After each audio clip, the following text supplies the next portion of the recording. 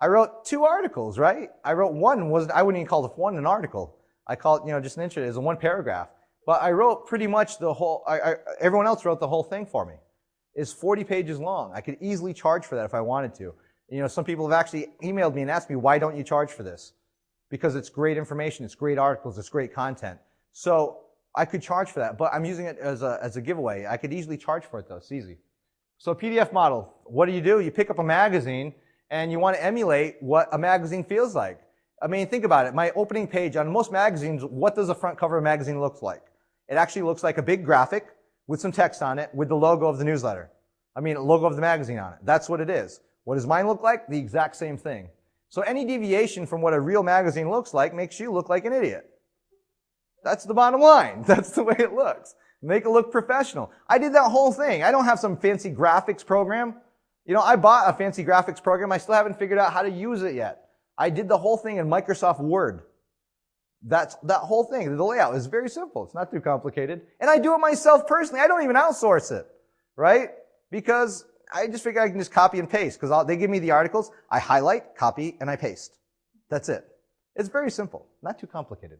Here's another model, an audio postcard model. You send an audio message each week with a branded postcard. Basically, you just pick up the microphone and start talking. If you are the expert, this is a model that you can start using right now. If you are the expert, you can start using this model because you turn on the microphone, you start talking. That's it.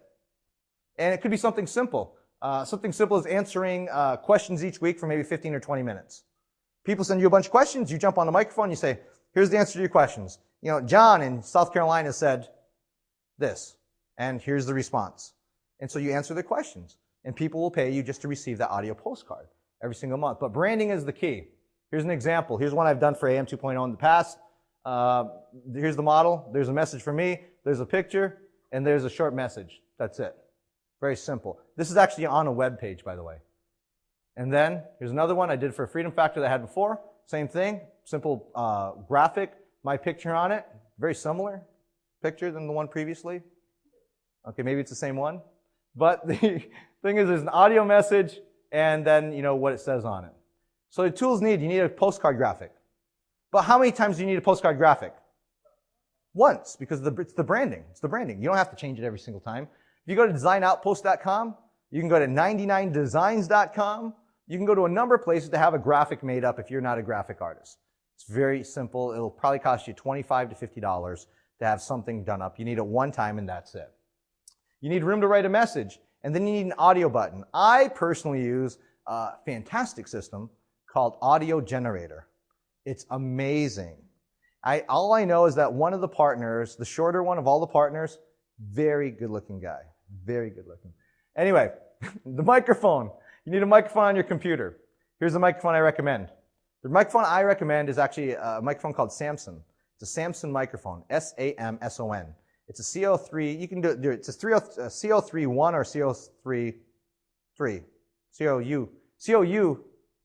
CO3-1. Is it 3? CO3U. Yeah, something like that. Anyway, it's a Samson. It's like CO3U1 or something like that, COU. The U stands for USB. It's a USB microphone. So basically, here's what happens. You plug it in, and you start talking into your computer. There's no hookup. There's nothing to do. And that's the cool part about it. So I carry one in my bag. In fact, just kind of give you an idea, I actually have one. This is what it looks like. In my bag, I carry it with me literally every place I go, except in my bag right now. It's actually in my hotel room. I had it set up yesterday. So I don't carry it every place I go, just usually with me somewhere on the property. That's where we usually keep it. As long as it's on the property. But it's just as simple. It's a USB plug-in. You plug it in and you start playing it. That's it. So now you plug in the microphone to your computer and you're done. Video postcard. Another model. Same thing. Works fine, except you shoot it in video. Same thing. It's a postcard, same way. It's harder because it takes more work. Here's why I don't like video postcards. I'm going to tell you right now. First of all, you have to get dressed in order to do it. That's the one drawback. For me, that kind of cuts it off right there. The only solution I figured out is I think I needed to have hats made up with my logo, my brand, and stuff like that. And this way I could just throw a baseball hat on and I'm good to go. And t-shirts, and you need t-shirts, your own company t-shirt. So I could just throw on a t-shirt, baseball hat, and I'm good to go. But there's more steps, but you can build a relationship better with the people. And here's what I mean, is that with the relationship, people are seeing you, they're hearing your voice, they're getting more you. So it's a little bit more complicated, and it can be. It doesn't have to be. It doesn't have to be too complicated. But it can be because there's a little bit more work to do to go along with that. So, membership sites. Now, a standard membership sites are a little different, and it's a private site where content is updated weekly, monthly, or whatever it may be, however often you want to do it. But people pay you for 3 reasons. Here's where most people think of the standard membership site. They pay you for 3 reasons. Number 1, people are paying for information. That's reason number 1. Number 2, people are paying for community. They want to belong to something. Number 3, people are paying for prestige. If they feel like they're part of a very select group, they will actually pay for that. If they want to be part of a community where they feel like they're going to get better relationships with other people, they will pay for that. Classic example of a membership site, even though it's not an actual membership site, is actually a country club. Let's think about this. Country clubs. I mean, there's a lot of people probably here right now that are part of a country club.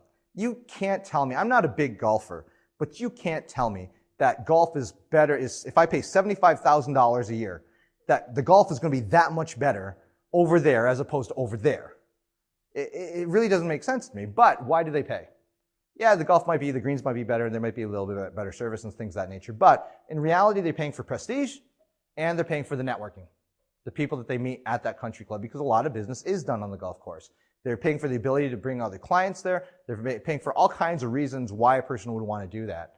But again, they're paying for that privilege, and that's what you need to understand. It's the same thing with a membership site if you run it right. Now, membership sites, in order to make this work, you have to have 3 components in place. Number 1, a CMS system, a content management system, something that's actually going to handle all of your content.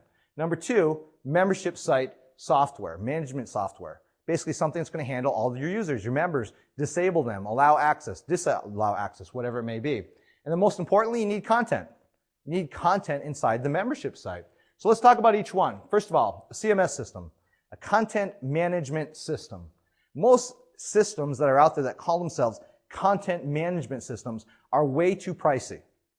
Because they're so pricey, what happens is people feel that it's too complicated. It's too pricey, they can't afford it. Number 2, they do end up getting it, and it's too complicated, they don't use it, and then they're unhappy with it. Most smart marketers, again, smart as opposed to something else, actually use one system. They use the same system over and over again, and it's called WordPress. That's some fancy big things. WordPress, the free blogging software, that's what we use to create our membership sites with. And it's much more than a blogging software, and the reason why we use it is because I can teach anyone how to use this in literally 5 minutes.